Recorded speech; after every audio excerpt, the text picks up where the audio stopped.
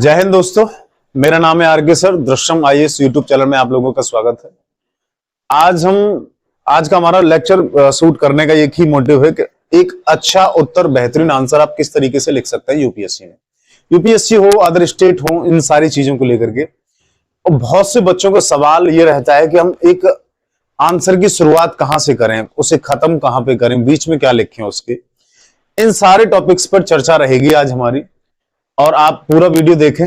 पूरा वीडियो में आपको पता चलेगा कि आप इस वीडियो को देखने के बाद आप एक बेहतरीन आंसर लिखना सीख जाओगे। किस तरीके से, इसकी कुछ ट्रिक होती है आंसर लिखने की। मैंने जीवन में बहुत सारे बच्चे ऐसे देखे, अपने बहुत से बच्चे इतना पढ़ते हैं, दिन और रात एक कर देते हैं, उसके बावजूद उनके जो है अंक बहुत कम आते हैं। ठीक है। और लेकिन मैंने बहुत से बच्चे ऐसे भी देखे जो बहुत कम पढ़ते हैं, वो प्रॉपर आईएएस बन जाते हैं। क्यों? क्या कारण है? उनको नॉलेज बहुत कम होती लेकिन आईएएस बन जाते। कारण सबसे बड़ा एक ही है।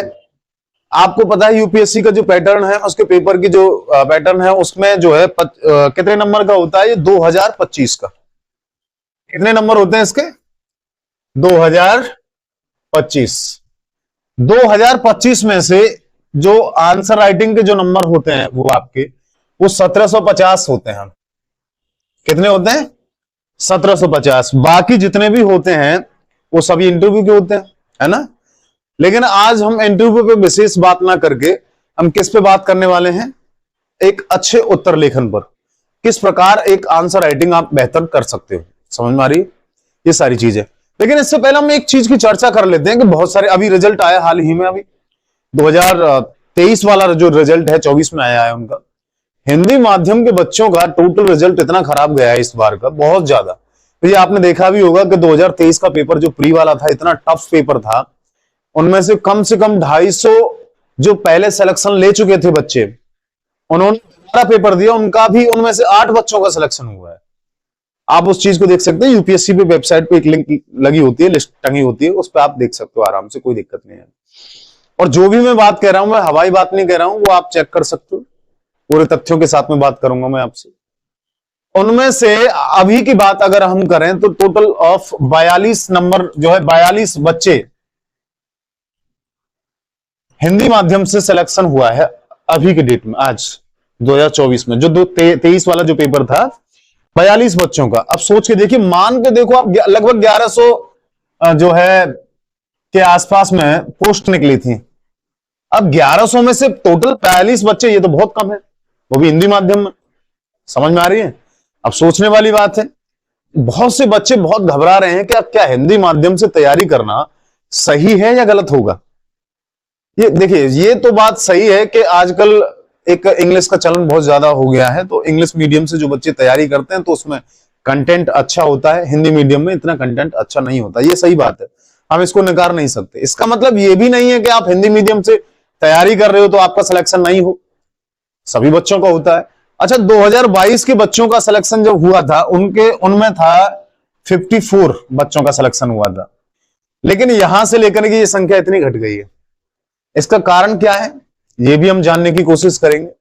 लेकिन आपको ये बता दूं कि आपको जो दुख हो रहा है ना, खामखा अपने मन में ग्लानि लेके बैठे हो कि हमने हिंदी माध्यम से तैयारी की, उसके बावजूद हमारा अच्छा नंबर नहीं आ पाया, हमारा सिलेक्शन नहीं हो पा रहा, उसका कारण है बहुत सारे। उसका कारण है आंसर राइटिंग। समझ में आ रही है? लेकिन अगर इसको भी देखें, मान लेते हैं हम जैसे कि 15 लाख बच्चे हर साल लगभग के आसपास में, 15 लाख भी हो सकते हैं, 16 भी हो सकते हैं, 20 भी हो सकते हैं, 10 भी हो सकते हैं। हम मान के चलते हैं 15 लाख के आसपास में बच्चे फॉर्म भरते हैं यूपीएससी के लिए। उनमें से 5 लाख बच्चे तकरीबन पेपर देने जाते ही नहीं है, प्री में बैठते ही नहीं है। उनमें से कितने बैठते हैं? केवल 10 लाख। अब 10 लाख में से आप देख सकते हो कि उनमें से सारे बाहर हो जाते हैं। प्री किनका निकलता है? टोटल मान के देख लेते हैं 15,000 के आसपास का। अब 15,000 में से टोटल ऑफ 15,000 मान लेते हैं यहां पे, है ना। 15,000 में से जो बच्चों का सिलेक्शन होता है, इनमें से मान के देख लेते हैं हिंदी मीडियम वाले कितने होते हैं? 500 जो हिंदी से पेपर देते हैं। ऐसा नहीं है कि हिंदी से सारे के सारे हिंदी मीडियम में थे। इंग्लिश का रिजल्ट इस वजह से बेहतर आता है क्योंकि इंग्लिश में बच्चे ज्यादा पेपर देते हैं, और ये शायद आपको सूचना ना मिली हो। 500 बच्चे, और 500 लगभग, अब मान के देखो 500 इसके हो गए और 500 अदर भाषाओं के मान लो। समझ में आ रही है? बचे कितने इसमें से, माइनस करेंगे तो 14,000। 14,000 आप मान के देखो यहां पर 14,000 अब यहां पे हो गया 14,000 बच्चों का सिलेक्शन, इतना तो हो ही नहीं सकता है पहली बात। अब इन 500 में से इस साल कितने बच्चों का हिंदी मीडियम में सिलेक्शन हुआ है, हम सिर्फ हिंदी मीडियम की बात कर रहे हैं आज, 42 बच्चों का सिलेक्शन हुआ है। समझ में आ रही है। अब मान के देखो 15 जो है 500 बच्चों का अगर हम परसेंटेज निकालें तो 42 का जो कितना परसेंटेज होगा, 8%। उस दिन हमने डिस्कस किया था ना 8%। अगर 14,000 का अगर हम जो है परसेंटेज निकाल के देखें, मान के देखो सिलेक्शन कुछ इनका 16-17 के आसपास में इसमें से सिलेक्शन हुआ अदर भाषाओं में से, कोई गुजराती लेता है, कोई कन्नड़ लेता है, बहुत सारी भाषाएं हैं आने हमारे हिंदुस्तान में। तो 14,000 में से मान के देखो 900 बच्चे सिलेक्शन पा रहे हैं किसमें, इंग्लिश मीडियम से 900 बच्चे। अब 900 बच्चों के सामने एक इसका 900% का 14,000 से जो है परसेंटेज निकालेंगे तो कितना बैठेगा, 6%। अब सोच के देखिए 6% जब तुम्हारा ये निकल रहा है तो आज भी बेटर है रिजल्ट हिंदी माध्यम वालों का। तो आप अपने मन में ये गिलानी मन रख के बैठो कि मतलब हम हिंदी माध्यम से तैयारी करते हैं तो हमारा सिलेक्शन नहीं होगा, होगा 100% होगा। कुछ ट्रिक्स हैं, कुछ स्किल्स होती हैं लिखने की, कुछ पेपर लगाने की, पेपर सेट करने की, ये सारी चीजें आप अगर जान लो पढ़ाई के साथ साथ, देखिए 2 चीजें आपके जीवन में बहुत ज्यादा काम आती हैं। एक तो हार्ड मेहनत तो आपको करनी पड़ेगी, हार्ड वर्क करना पड़ेगा आपको। समझ में आ रही, सबने किया, आप ही नहीं कर रहे हैं, आपके माँ बाप ने किया, सबने किया, आप जिसको पूजते हो उन्होंने भी किया। समझ में आ रही है, जितने भी भगवान आप मानते हो सबने मेहनत की तभी वो भगवान बने, बिना मेहनत के कोई कुछ नहीं होता। दूसरी बात, अगर हम इनमें से निकाल के देखें, अगर हम उस बात पे गौर करें कि क्या वजह है इंग्लिश मीडियम को आगे बढ़ने की और हिंदी मीडियम को पीछे हटने की, तो उसमें एक ही वजह है, हिंदी मीडियम वाले बच्चे फॉर्म कम डालते हैं। सच यही है, ठीक है, जो मैंने आपको बताया। और ये मैं हवाई बात नहीं कर रहा हूं, आप यूपीएससी की वेबसाइट पे जाकर के देख सकते हैं, आप प्रूफ के तौर पर देख सकते हैं। समझ में आ रही है, यहां तक समझ में आ रहा है।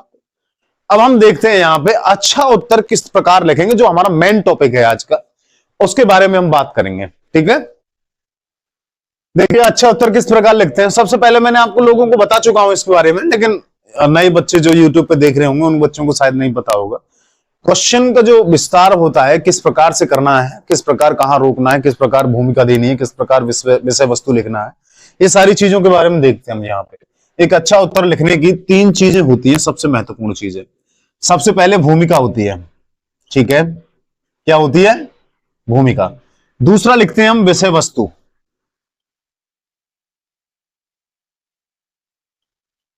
विषय वस्तु। तीसरा होता है निष्कर्ष।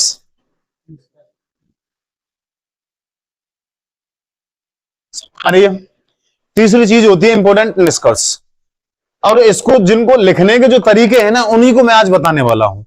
भूमिका, ये तो 2-2 लाइन में हो जाते हैं, वो आप किसी भी चीज में होते हैं। तो भूमिका का मतलब ये होता है कि आप किसी भी चीज के परिचय दे रहे हो। आप जैसे मान लो गुप्त साम्राज्य से कोई क्वेश्चन आया, ठीक है, या फिर आपकी अपने मर्जी से कोई भी क्वेश्चन उठा सकते हो आप।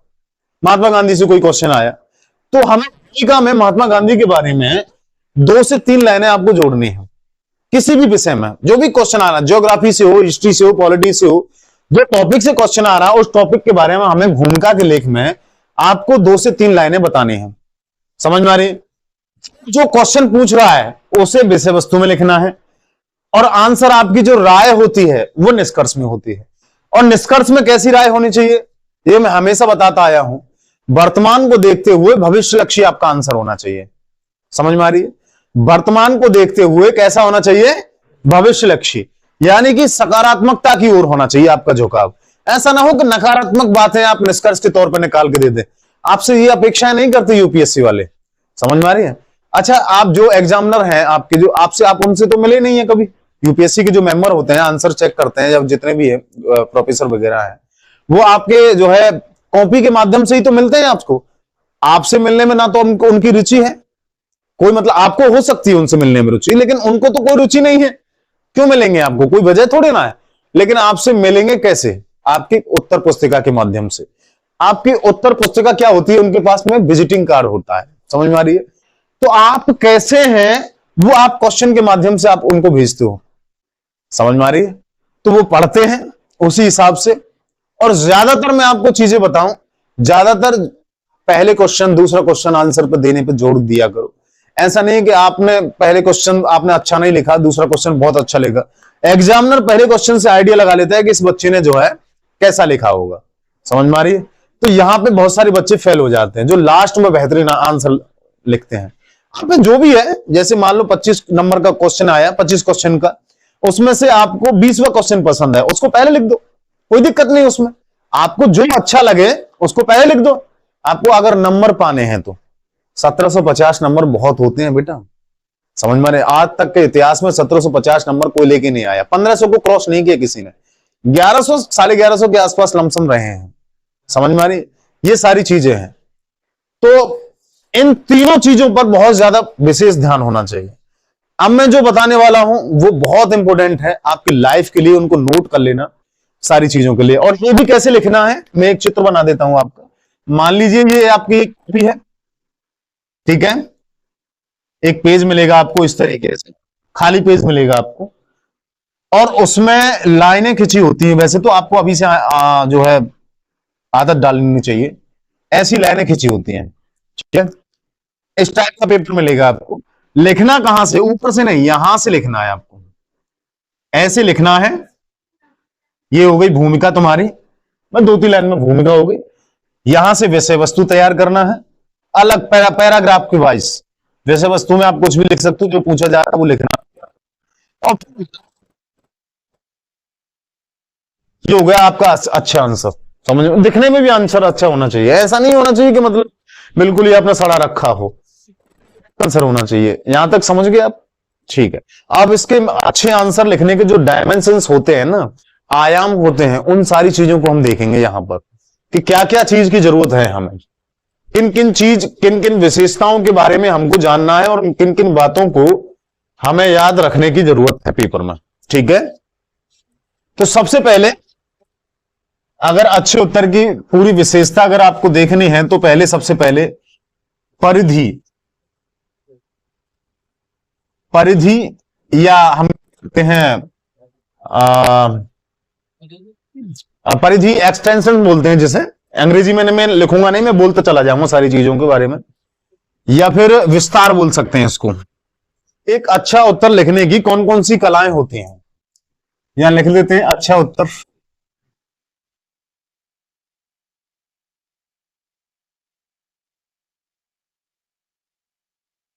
एक अच्छा उत्तर लिखने की कौन कौन सी बातें हो सकती हैं, वो सारी चीजें देखेंगे हम। एक अच्छा उत्तर लिखने की जो है कला में सबसे पहला पॉइंट आता है परिधि या विस्तार।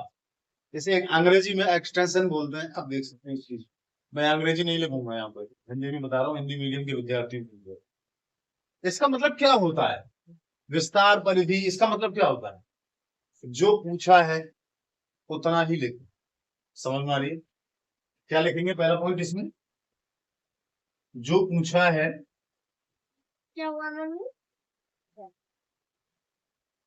वही लिखें।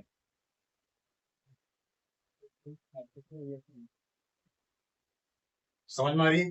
इसका मतलब यही है, और कोई मतलब नहीं है इसका मतलब।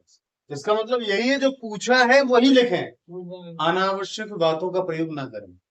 बहुत से बच्चे होते हैं लिखते चले जाते हैं, बहुत से बच्चे ऐसे होते हैं कि उनको लगता है कि यार मैंने इतना डाटा दिया है, इसमें इतना मेहनत की मैंने आंसर लिखने में, देखो गदगद हो जाएगा एग्जाम में। उसको ऐसा लगेगा कि ये मेरी ही प्रतीक्षा कर रहा था, है ना, कि ये एक दिन आएगा बच्चा और इसी की मुझे तलाश थी। ऐसा नहीं है। क्वेश्चन में जो पूछा है वही लिखें, उससे ज्यादा ना लिखें। इसका मतलब अनावश्यक बातों का प्रयोग ना करें, अनावश्यक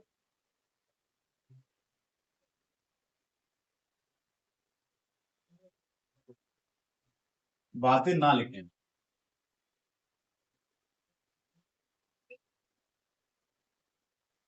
फिलॉसफी में एक सिद्धांत है व्याप्ति अव्याप्ति। समझ में आ रही है? उस फिलॉसफी के सिद्धांत का मतलब यही है, अनावश्यक बातें ना। फिलॉसफी की भाषा में अगर हम समझे इस चीज को, दर्शन शास्त्र की भाषा में, व्याप्ति और अव्याप्ति, समझ में आ रही इन चीजों के बारे में। इसका मतलब यही है। एक दूसरा बात होता है उत्तर स्पष्ट लिखें। समझ में आ रही है? उत्तर कैसा होना चाहिए हमारा? स्पष्ट।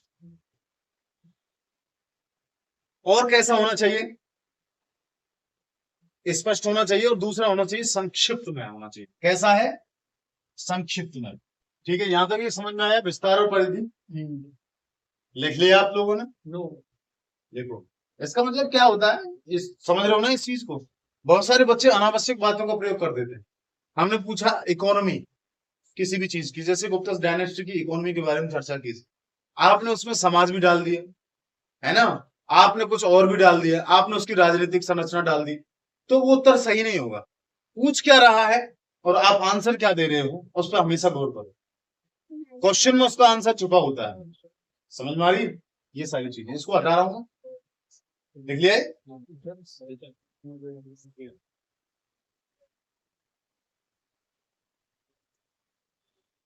दूसरा पॉइंट है हमारा,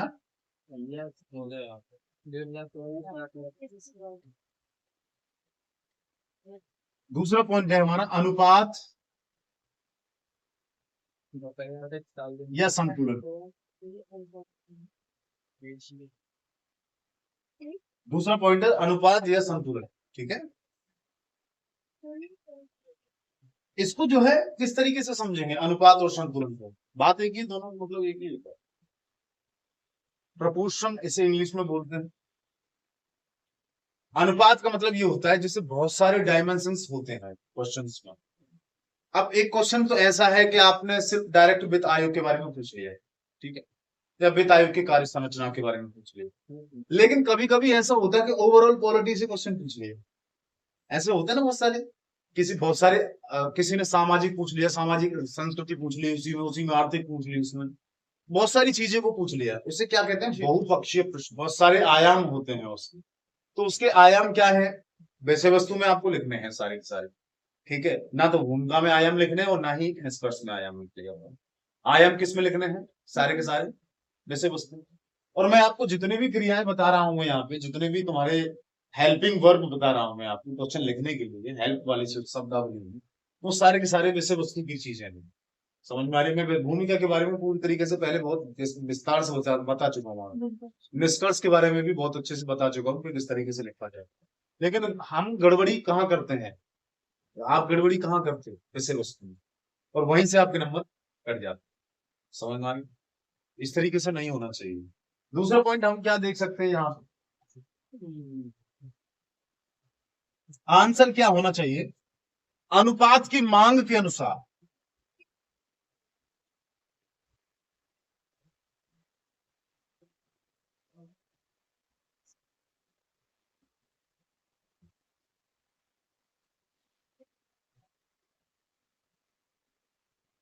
अनुपात के मांग के अनुसार आपका आंसर होना चाहिए। समझ में आ रही है? बहुपक्षीय प्रश्न है, इसमें अनुपात बहुत सारे होंगे, तो कितना परसेंट किसको देना है, कितना परसेंट किसके बारे में लिखना है, वो आपको हमेशा याद रखना होगा।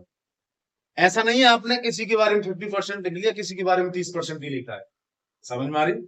4 आयाम पूछे गए हैं तो चारों को 20-20% में बांट लो, या 25-25% में बांट लो। इस तरीके से लिखना है आपको, एक ज्यादा एक कम ऐसा नहीं लिखना है आपको। इस लाइन का मतलब ये होता है। समझ में आ रही? दूसरा तीसरा इसी चीज में लिखें तो और ज्यादा इसी चीज को विस्तार करें। एक पक्ष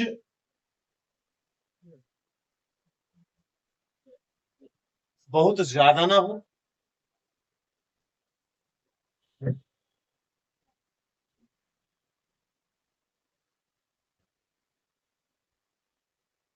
और इसी की दूसरी लाइन हो सकती है एक पक्ष बहुत कम ना हो। समझ में आ रही? हम कहना क्या चाह रहे हैं? कम ना हो, संतुलित रहे। हम क्या बोल रहे हैं?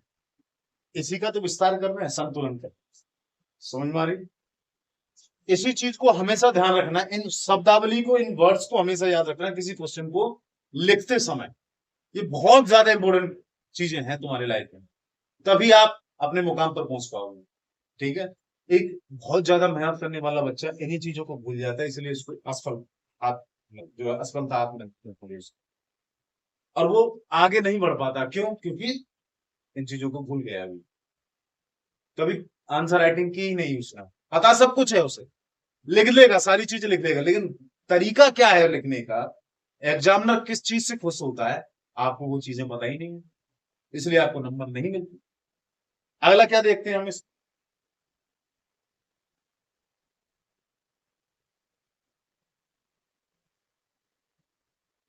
एक सबसे महत्वपूर्ण चीज है इसमें, परीक्षक जो जानना चाहता है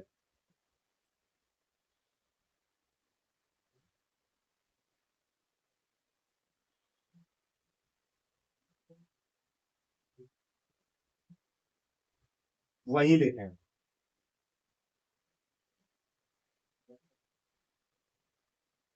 ओवर बातों का प्रयोग ना करें। समझ में आ रही है, यहां तक समझ में आ रहा है? परीक्षक जो जानना चाहता है उन्हीं चीजों के बारे में लिखें, और किसी चीज के बारे में ना लिखें। अच्छा, इसमें एक चीज और आ जाती है, कभी कभी राय पूछने के लिए आ जाता है ना, आपकी राय क्या है, ऐसे बहुत सारे क्वेश्चन होते हैं ना, कि आपकी राय क्या है, ये भी इसी में आ जाता है, राय के बारे में। राय में हमेशा दो चीजें होती हैं, आप एक तरफा नहीं हो सकते, आप दोनों तरफा हो सकते हैं। कौन कौन से? दो पैराग्राफ बनाइए इसके, एक है सकारात्मक,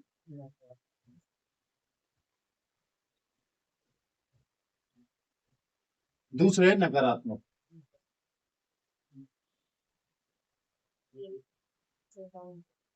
इन दोनों चीजों को हमेशा ध्यान रखना है, बैलेंस बना के रखना है। क्या करना है हमें? बैलेंस बना के रखना है, संतुलन बना के रखना है। आप ऐसा नहीं कि एक प्रश्न में आपकी राय पूछी गई तो आप नकारात्मक ही होती चले गए, है ना। आपकी अप्रोच कैसी है, आप भगवान में बिलीव करते हो या नहीं करते, आप एथिक्स का क्वेश्चन आ जाए कोई भी, और आपने जो है अपने धड़ाधड़ आपने लिख दिया उसमें कि नहीं कोई भगवान नहीं होता, ये मेरा अनुभव है, ये फलान ढिकान, कुछ नहीं लिखना है। आधा लिखो, आधा पॉजिटिव लिखो और आधा नेगेटिव लिखो। उसकी ये होती है आपकी राय। किसी पार्टी के बारे में आपकी राय पूछे, ये इंटरव्यू के लिए बहुत महत्वपूर्ण है। 50% पे बैलेंस में रहना है, समझ में आ रही है, ज्यादा इधर उधर होने की जरूरत नहीं। और रही बात सकारात्मक की, तो इसको अगर आप करना चाहो तो इसको 70% भी कर सकते हो और इसको 30% भी कर सकते हो। समझ में आ रही है, आप लिख सकते हो ऐसा कि कौन सी बात को कितना बढ़ाना है, कौन सी बात को कितना कम करना है, इसका मतलब ये थी। समझ में आ रही है, इसका मतलब ये नहीं है। अगला देखते हैं हम, तीसरा होती है प्रमाणिकता।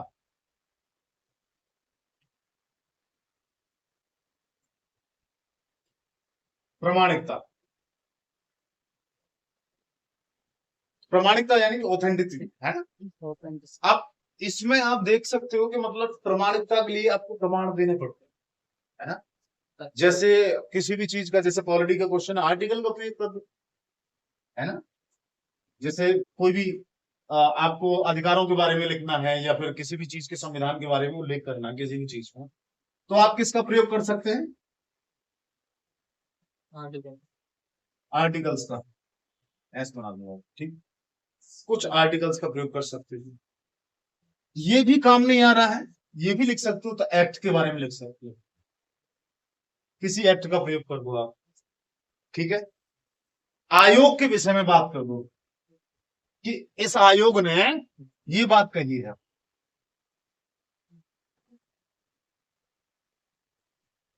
आयोग, आयोग कौन कौन से हो सकते हैं? विधि आयोग हो सकता है, समझ में आ रही है? मानव अधिकार आयोग हो सकता है,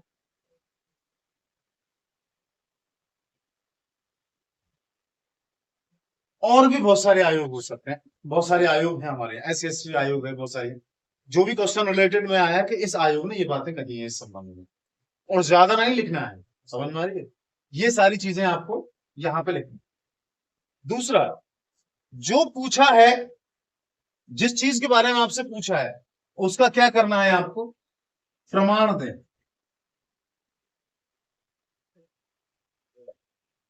उसके बारे में प्रमाण दें, हवाई बातें ना करें। समझ में आ रही है, क्या करना है आपको? हवाई बातों से बचना है यहां,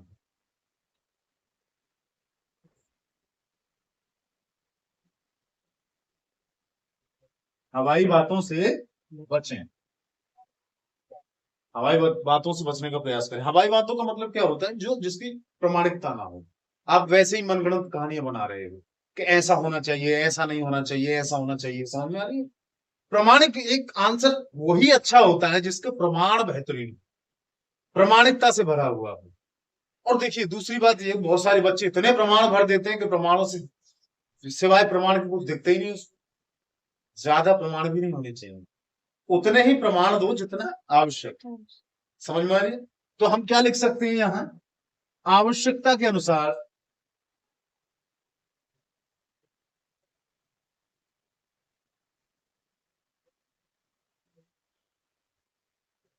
आवश्यकता के अनुसार प्रमाण दो।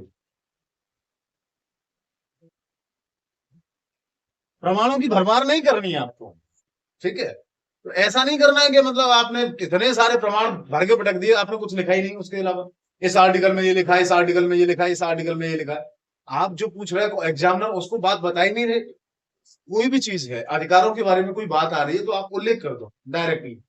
जैसे प्रमाण के तौर पे आप बता सकते हो कि जैसे किसी भी किताब के बारे में, जैसे मान लिया मेकियावेली की किताब है द प्रिंस, कोष्टक में लिख लिया 19 क्या नाम है 1571, इस तरीके से कोष्टक में दे दिया आपने, इसके अनुसार। समझ में आ रही है? या मेकियावेली ने कहा है इस किताब में। अब तो ये प्रमाण कितना बेहतरीन रहेगा। या फिर आप डायरेक्टली ऐसे लिखोगे मेकियावेली के अनुसार, ऐसा नहीं हो सकता। मेकियावेली के अनुसार भी अच्छा है, अच्छी बात है, लेकिन ज्यादा ऑथेंटिक बात तब होगी जब आप ये कह रहे हैं कि मेकियावेली ने अपनी किताब द प्रिंस में, कोष्टक में उसकी डेट लिख दूं कब छपी थी उसकी किताब, के अनुसार उसने ये चीजें बताई। समझ में आ रही?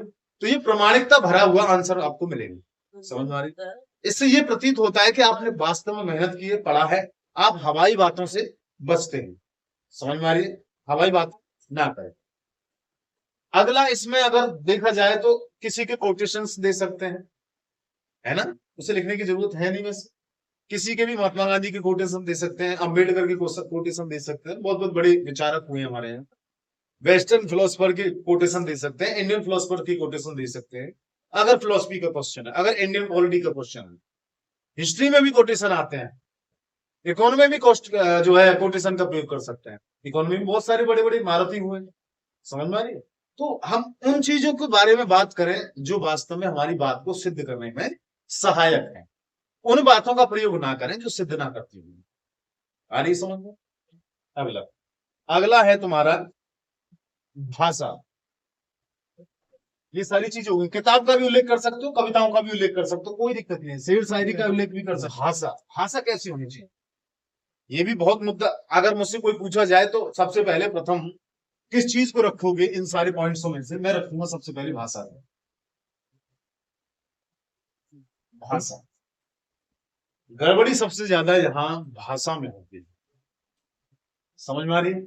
लैंग्वेज में होती है भाषा। आप हिंदी में पेपर दे रहे हो, कोई दिक्कत नहीं, हिंदी मीडियम के विद्यार्थी हो, और आप हिंदी मीडियम में आप सारी चीजें दे रहे हो, कोई दिक्कत नहीं, इसमें कोई दिक्कत नहीं। लेकिन वर्तनी विशेष का विशेष ध्यान है। दूसरा, सबसे पहले नंबर में भाषा में आता है प्रवाह। प्रवाह जानते हो? पहले नंबर पे आती है प्रवाह। प्रवाह यानी कि बहते चले जाना। एक किसी भी चीज का फ्लो होता है। जैसे आपने कोई आंसर लिखा, तो कभी कभी ऐसा होता है कि एग्जामिनर, कोई बच्चा इतने अच्छे तरीके से लिख के आता है, कोई बच्चा इतनी अच्छी तरीके से लिख के आता है कि एग्जामिनर भूल जाता है प्रवाह के चक्कर में कि उसने पूरे नंबर दे दिए, और अगली रात उसे सपना आता है कि मतलब सपने में सोचता है यार क्वेश्चन तो कुछ अलग था, उसका आंसर वो अलग था, लेकिन प्रवाह के कारण उसे नंबर दे दिए। ना उसने प्रमाण दिए, ना कुछ और दिए, ना कुछ, जो भी चीजें बताई मैंने आपको वो सब जीरो हो जाती है प्रवाह के सामने। आंसर ऐसा लिखो जो पढ़ने वाला हो जाए, मतलब एक वो हो क्या, भूमिका हो, उसी का लास्ट में नीचे निष्कर्ष हो, निष्कर्ष की फिर भूमिका हो, लिंक वाइज आंसर, यानी कि अपनी भाषा में लिंक का होना। कैसे लिख सकते हैं इसे? लिंक जोड़ देना किसी भी बात पर, लिंक करना, किसी भी चीज में अपना जो है लिंक करना। आप लिंक करना जानते हो ना किसी भी चीज। अब ऐसा ना हो कि मतलब एक लाइन आपने किसी और चीज के बारे में लिख दी, दूसरी लाइन आप किसी अदर चीज के बारे में लिख रहे हो, है ना। आपने जैसे कह दिया फर्स्ट वर्ल्ड वॉर में ये हुआ था, या थी के था की जगह थी कर दिया आपने, वो रिदम बेकार हो जाएगा। रिदम में आंसर होना चाहिए एकदम फ्लो की तरह। जब पढ़ते हो ना एकदम, जैसे नोवेल पढ़ते हो ना, क्या प्रवाह होता है नोवेल में। आप एक बार बैठ गए तो आप खत्म करके बगैर उसे मानोगे नहीं। प्रवाह होता है इसीलिए तो आप जैसे आप कोई भी पढ़ाई की कंपटीशन की किताब उठा लो, उनमें प्रवाह नहीं होता है ना, नहीं होता है ना। उनमें अलग अलग चीजें दे रखी हैं, अलग अलग प्रकार से दे रखी है, इसलिए आपको कष्ट होता है पढ़ने में। जहां प्रवाह आपको मिलेगा कहानी की तरह होगा, वहां आपका आंसर जबरदस्त हो जाएगा। और कोई एग्जामिनर आपको मजबूर होना पड़ जाएगा देने के लिए। बहुत सारे एग्जामिनर से बात हुई हमारी, और मेरी ही नहीं, इंटरव्यू में भी बात हुई उनसे, यूपीएससी मेंबर से भी हुई, तो वो बताते हैं कि प्रवाह एक बहुत महत्वपूर्ण भूमिका है। एक्चुअली हम उनसे पूछा कि आप नंबर किस आधार पर देते हो, आप कॉपी किस तरीके से चेक करते हो। वो उनका शब्द, पहला शब्द पता क्या निकला था। पहली बात तो ये कि किसी बच्चे में अगर दम हो तो हमसे कॉपी पढ़वा ले। आप समझ रहे हो इस बात का मतलब। इसका मतलब ये कहना चाह रहे हैं कि वो कॉपी पढ़ते ही नहीं। पढ़ेंगे कब, जब आपकी बात में प्रभाव होगा, शब्दों के साथ लिंक होगा। समझ में आ रही। दूसरा, इसमें इन चीजों के भी ध्यान रखें, शुद्धता के बारे में बात करनी है। यहां लिख देता हूं मैं ना, शुद्धता। शुद्धता यानी किसमें शुद्धता। पहला, वर्तनी में। वर्तनी समझते हो, स्पेलिंग। स्पेलिंग को इंग्लिश में बोलते हैं वर्तनी। अब आप कर रहा हूं, लड़की है, कर रहा हूं, ऐसा प्रयोग कर रहे हो आप। समझ में आ रही है। इंदिरा गांधी ने कहा थी, अब ऐसी बातों का प्रयोग कर रहे हो तो वो मजा नहीं आएगा, प्रभाव बिगड़ जाएगा। वर्तनी विशेष का बहुत ध्यान रखना है। आप नंबर क्यों नहीं मिलेंगे आपको, जब इन सारी बातों को याद रखेंगे, जब आप इतना मेहनत करोगे तो नंबर क्यों नहीं मिल सकते। आप कहां कमी रह गई देखो और सुधार करो। समझ पा रहे हो मैं जो कह रहा हूं आपसे। कहां कमी रह गई देखो और सुधार करो। कोई भी लेख लिखें, हमेशा वर्तनी का प्रयोग हमेशा देखें, शुद्धता की और ज्यादा ध्यान दें। दूसरा, भाषा गीत में प्रभाव लिंक करना सीखें शब्दों के साथ में। ये समझ पा रहे हो यहां तक। इसका अगर हम शुद्धता में दूसरा अगर प्रमाण दे तो किस चीज का हो सकता है, व्याकरण का। समझ में आ रही है? क्या हो सकता है, व्याकरण। व्याकरण विशेष का ध्यान रखता है। यहां तक समझ में आ रहा है। वर्तनी विशेष ध्यान रखती है, व्याकरण ध्यान रखते हैं। ठीक है। व्याकरण मतलब शब्दावली। आपकी शब्दावली कैसी है। शब्दावली में ऐसा होता है, व्याकरण में शब्दावली में, जैसे कि मान लो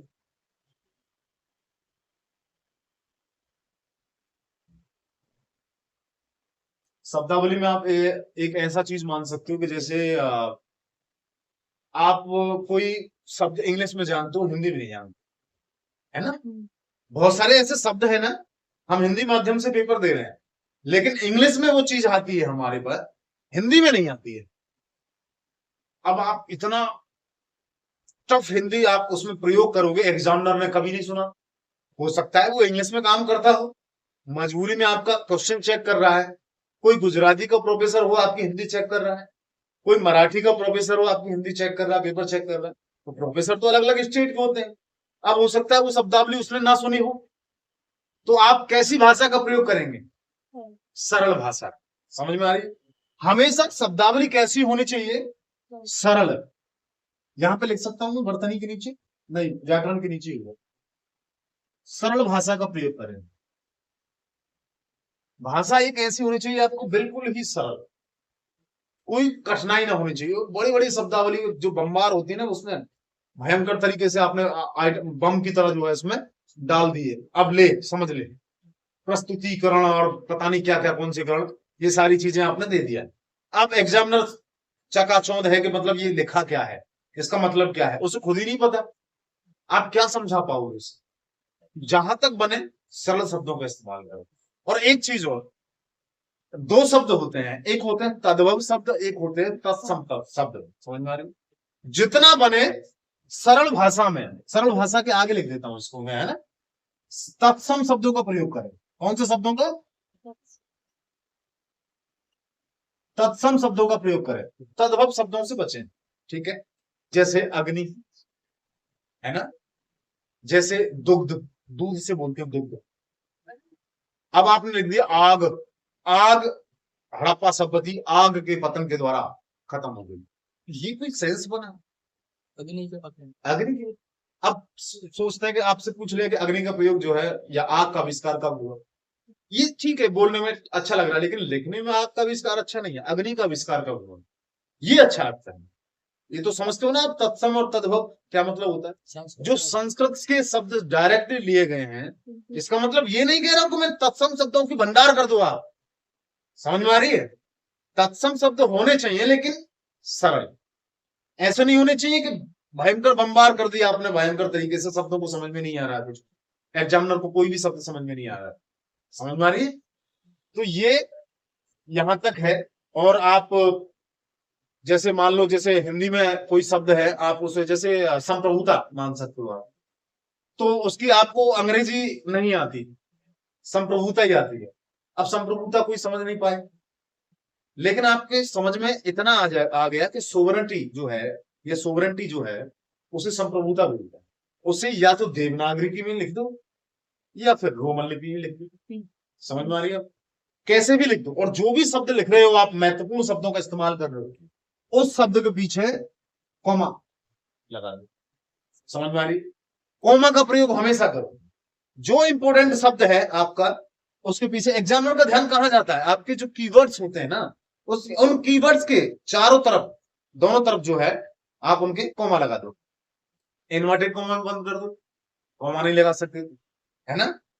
अगर इन्वर्टेड कॉमा में बंद नहीं कर रहे तो अंडरलाइन खींच दो, समझ में आ रही है? अंडरलाइन भी नहीं खींच पा रहे हो तो मैं और ऑप्शन दे रहा हूं आपको। आप ब्लू पेन से लिख रहे हो, रेड पेन का यूज कर सकते हो आप, ब्लैक पेन का यूज कर सकते हो आप, ग्रीन पेन का यूज कर सकते हो आप, ताकि आपकी जो शब्दावली है, जो आप लिखना चाह रहे हो, जो कीवर्ड्स हैं, वो एग्जामिनर के सामने डायरेक्टली दिख जाए और वो पढ़ने पर मजबूर हो जाए। समझ में आ रही है? यहां तक समझ में आया? जो हिंदी में आता है उसे अंग्रेजी में भी लिख सकते हैं, उससे कोई फर्क नहीं पड़ता है, समझ में आ रही है? जैसे धर्मनिरपेक्षता, अब नहीं लिखा जा रहा आपके, मान लो धर्मनिरपेक्षता, अंग्रेजी में क्या कहते हैं इसे? क्या कहते हैं, मैं आपसे पूछ रहा हूं भाई। सेकुलर, समझ में आ रही है? सेकुलरिज्म एक वाद लग जाता है उसमें, कोई सेकुलर शब्द इस्तेमाल करोगे। सेकुलर आप हिंदी में भी लिख सकते हो देवनागरी लिपि में, या फिर आप स्पेलिंग आती है आप तो सेकुलर रोमन लिपि में लिख सकते हो, कोई दिक्कत नहीं है। घबराने की बिल्कुल दिक्कत नहीं है कि आपको ऐसा हो जाएगा एग्जामिनर नंबर काट देगा, कुछ नहीं होता है भाई, कुछ नहीं होता है, समझ में आ रही है? वहां पर जब एक दो बार आप मैथ्स देके देखोगे ना, तब आपको पता चलेगी ये सारी चीजें, लेकिन आप शुरुआत कर रहे हो इसलिए आपको ये पता होनी चाहिए। समझ, इसको काट दो, मिटा दो, सारे लिख दिए। एक महत्वपूर्ण चीज रह गई है जो कि सारी चीजों का सार है, ठीक है, उसको मैं बताने कि अपने आप में भाषा के बराबर उसका महत्व है, समझ में आ रही? भाषा के बराबर महत्व, लास्ट पॉइंट है वो, उसका नाम है प्रस्तुतिकरण। क्या नाम है उसका? प्रस्तुतिकरण।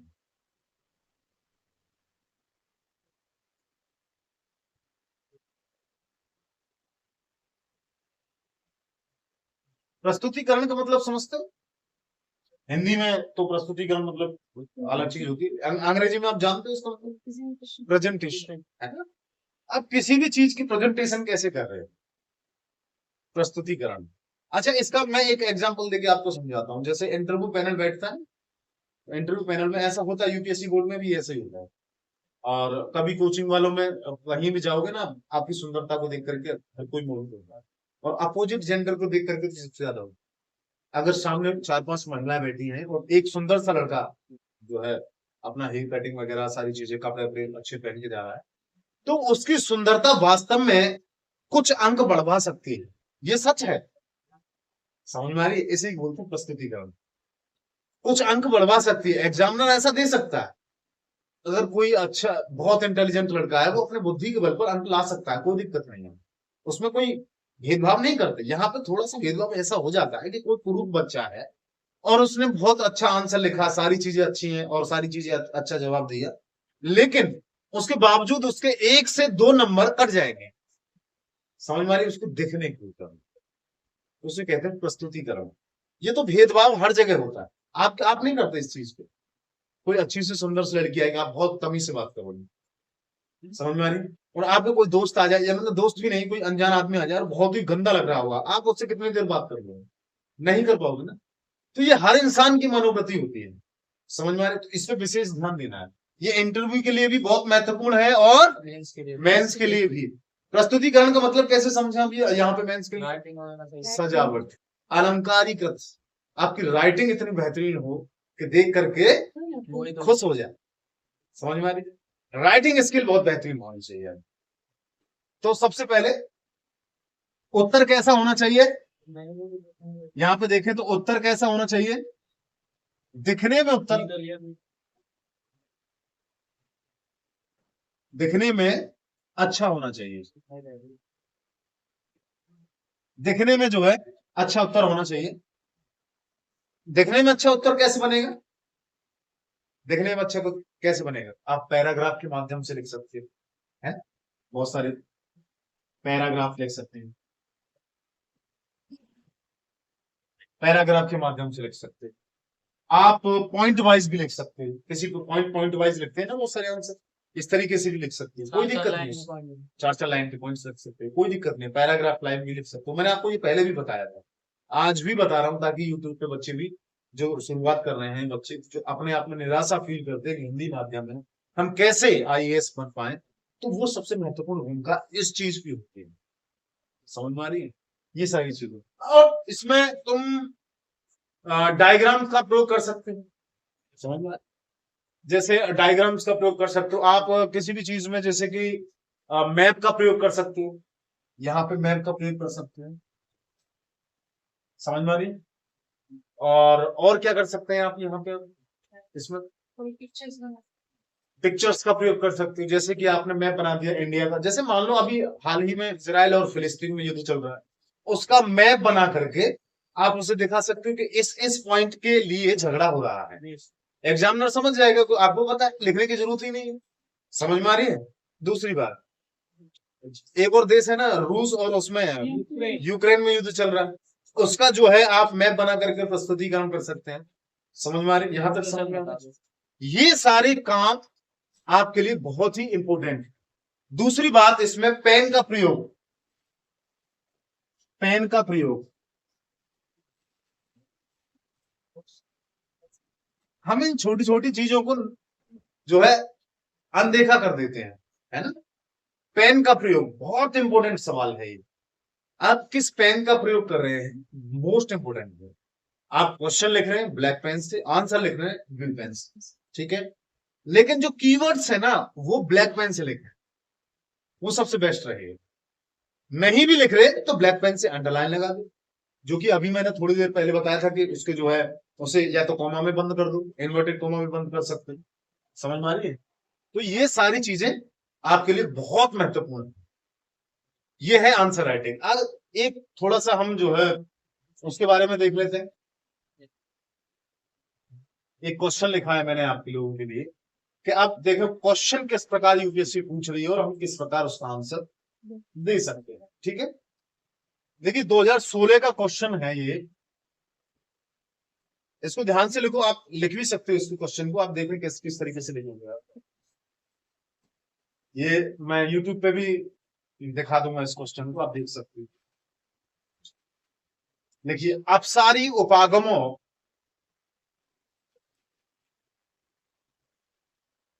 2016 का क्वेश्चन है, अपसारी उपागमों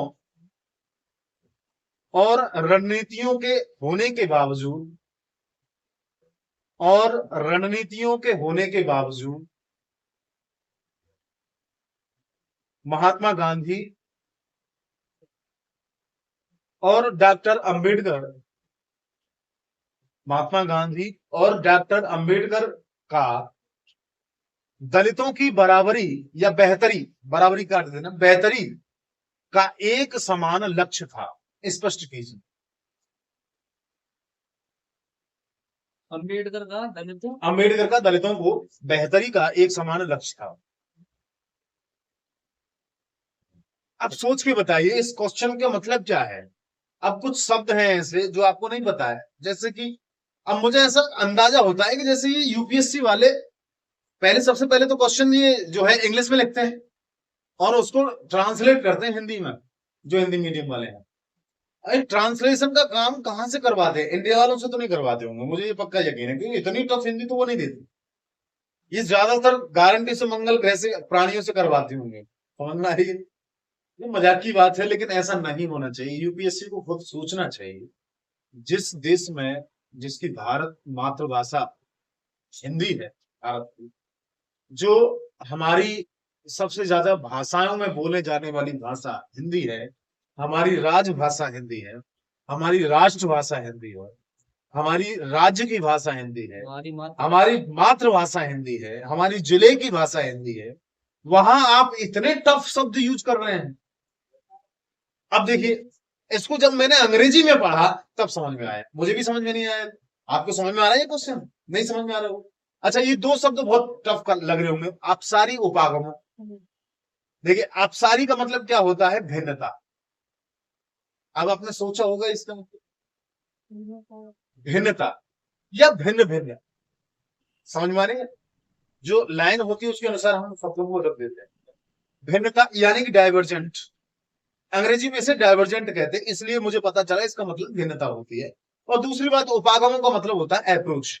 अप्रोच यानी कि दृष्टिकोण, दृष्टिकोण यानी कि एटीट्यूड, आपका नजरिया। मैंने कितने शब्द बोल दिए इसके लिए, समझ में आ रही है? अब भिन्न भिन्न दृष्टिकोणों के होने के बावजूद, अब इस क्वेश्चन को कैसे बनाएं? अब सरल भाषा में, भिन्न भिन्न दृष्टिकोणों के होने के बावजूद गांधी और अंबेडकर का दलितों की बेहतरी का एक समान लक्ष्य था। अब आंसर कर सकते हो कि नहीं? दोनों का अलग अलग दृष्टिकोण था, उसके बावजूद दलितों को एक समान बेहतर करने के उपाय उन्होंने सुझाए। नॉर्मल सा, अलग अलग अब इसको कर सकते हैं कि नहीं? लेकिन यूपीएससी ने देखो कितना टफ दे दिया है ये सारी चीजें। अब ये सारी चीजें जो मैंने आपको बताई हैं, आप उनसे इन चीजों को कर सकते हो कि नहीं? पहली बात, आप जब भी हिंदी में क्वेश्चन देखें, अगर आप हिंदी माध्यम के बच्चे हैं तो आप ऐसा करें, उस क्वेश्चन को अंग्रेजी में भी एक बार पढ़ें, ठीक है? इतनी तो इंग्लिश आती है, क्योंकि एक पेपर तो इंग्लिश आता ही है, उसमें नॉर्मल इंग्लिश तो आनी जरूरी है, सभी पे आती है। टूटी फूटी इंग्लिश तो सभी पे आती है भाई। फ्लुएंट इंग्लिश आती तो आप अंग्रेजी में पेपर ना देते, समझ में आ रही है? मेरे को भी इतनी इंग्लिश नहीं आती, इसलिए मैं हिंदी माध्यम में पढ़ाता हूँ, कोई दिक्कत नहीं। दिक्कत यहाँ स्टार्ट हो जाती है कि जब आप इन शब्दों में जबरदस्ती कोशिश करते हैं समझने की, समझ में आ रही है? ये सारी चीजें आपको उलझा देती है और आपका आंसर गलत हो जाता है। तो जब ये सारी चीजें देखी, अब दूसरी बात, मैंने दलितों के लिए, दलितों का शब्द अंग्रेजी में क्या होता है? दलित हिंदी में तो समझ में आ रहा है, अब अंग्रेजी में भी कंफ्यूज हो गए अंग्रेजी वाले बच्चे। अब अंग्रेजी में कैसे कंफ्यूज हो गए? दलितों के लिए शब्द कौन सा दिया है? देखिए कौन सा शब्द है अंग्रेजी में, डाउन ट्रॉन। अब आपने सुना है इसके बारे में कभी? Down Tron.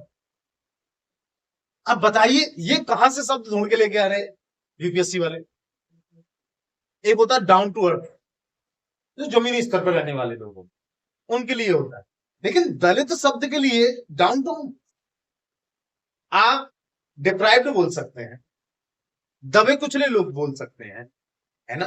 अंग्रेजी में और भी लिखना है तो अपसाइड बोल सकते हैं। ऑफसाइड जो होता है वो शब्द ऐसे होते हैं जो ऑफसाइड यानी कि बहुत ज्यादा सताए हुए लोग, ऐसा बोल सकते हैं आप। ये डाउन ट्रोडन क्या चीज होती है भाई, ये समझ में नहीं आया। आप दोनों चीजों को देखो, अब ये दोनों चीजें जब आप मिलकर के देखोगे, सारी चीजों को देखोगे, तब आपको आंसर समझ में आएगा। और ये सारी चीजें जो मैंने आपको लिखवाई वो समझ में आएगा। और मेन एक लक्ष्य आपका रह गया है, एक पॉइंट रह गया है आपका, जिसे समझने की जरूरत है। हर बच्चा यही गलती कर देता है, टाइम मैनेजमेंट। सबसे इंपॉर्टेंट बात होती है टाइम मैनेजमेंट। मैंने इस वीडियो में एक भी पॉइंट ऐसा छोड़ा नहीं है जो आपके क्वेश्चन आंसर राइटिंग में जिसकी जरूरत है और मैंने आपको ना बताया। समझ में आ रही? आप ये बहाना नहीं ले सकते कि सर आपने मुझे बताया नहीं था इसलिए मैं आंसर नहीं लिख रहा। सी मैं आंसर लिखवाना सिखाता हूं पर डे, मेरा काम ही आंसर राइटिंग का है। समझ में आ रही है?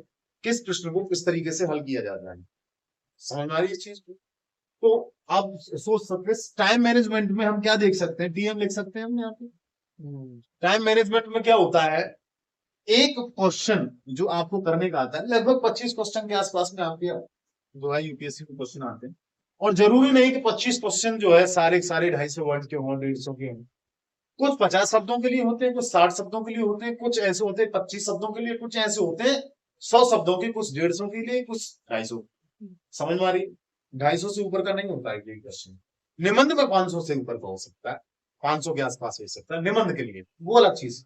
लेकिन यहाँ पे ऐसा होता है, यहाँ से एक क्वेश्चन के लिए आप टाइम मैनेजमेंट कैसे कर सकते हो, जैसे कि एक क्वेश्चन है, ठीक है, एक क्वेश्चन है, यहाँ पे क्वेश्चन डाल सकते हो आप इस तरीके से, और एक क्वेश्चन है, उसके सामने कितना टाइम होना चाहिए, कम से कम 7 से 8 मिनट के आसपास। मैंने आपको कितनी तैयारी करवा रहा हूँ, 6 मिनट के आसपास की तैयारी करवा रहा हूँ। एक क्वेश्चन के लिए मैं 6 मिनट देता हूँ, नहीं आप जब यहाँ 6 मिनट दोगे तो वहां आप 7 से 8 मिनट में कवरेज कर लोगे, ठीक है। इसीलिए मैं आपको यहाँ कम देता हूँ, वहां ज्यादा मिलेंगे आपको। समझ में आ रही है? इसे बोलते हैं टाइम मैनेजमेंट अपने आप की। और दूसरी बात एक महत्वपूर्ण है, इंपोर्टेंट बात होती है, आपको ये नहीं पता होता कि कितने पेज में कितने शब्द आते हैं, ये आपको नहीं पता है, ठीक है। ये आपको आप गिनोगे, उस सारी चीजों को देखोगे, यूपीएससी गिनती नहीं है।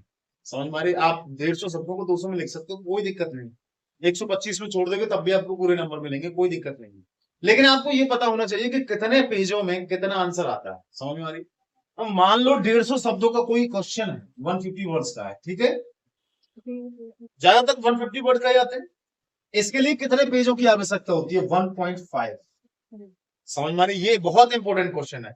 आप इससे बेटर और लिख सकते हैं, अगर आप जा सकते हैं तो 2 पेज, ज्यादा से ज्यादा कितने पेज? 2 पेज। और 2 पेज कौन से? एक इधर वाला और एक उसके विपरीत वाला। दोनों पेज, ऐसा नहीं कि दोनों तरफ से एक ही पेज माना जाएगा, नहीं, अलग अलग। इस एक इधर वाला और उसकी दूसरी साइड वाला, उसमें हो गया आपका आंसर। समझ में आई? ये आपको पता हो तो टाइम मैनेजमेंट हो जाएगा कि नहीं? अच्छा, मान लो 250 शब्दों में लिखने के लिए आ जाए, फिर क्या करोगे? मान लो आपके पास में आ गया 250 शब्दों में, है ना, तो 250 शब्दों में क्या होगा? कुछ नहीं होगा, डायरेक्ट 3 पेज लिखोगे। गैप छोड़ के लिखा है, पैराग्राफ में लिखा है, कैसे भी लिखा है, ओनली हम 3 पेज में लिखना है आपको। हो गया 250 शब्द, गिनने की जरूरत ही नहीं। अब मान लो आपका 300 शब्दों में लिखने के लिए आ गया है, 300 लिखने के लिए आ गया, ज्यादा से ज्यादा मैं आपको बता रहा हूं 3.5 पेज भी लिख लिया, ज्यादा और भी बढ़ाना चाहूं तो 4 पेज, बस उससे ज्यादा कुछ मतलब ही नहीं है। समझ में आ रही?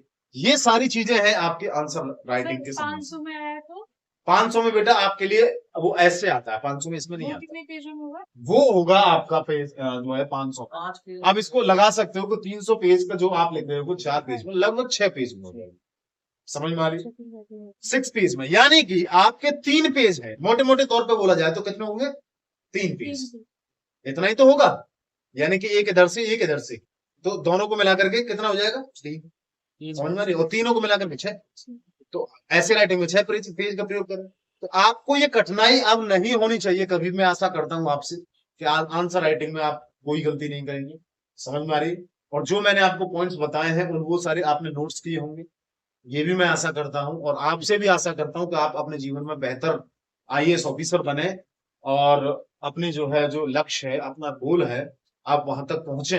लेकिन उस गोल के साथ साथ इन चीजों पर भी ध्यान देना जरूरी है।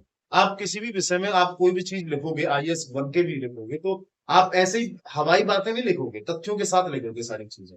समझ में आ रही है? तो आज के लिए इतना ही।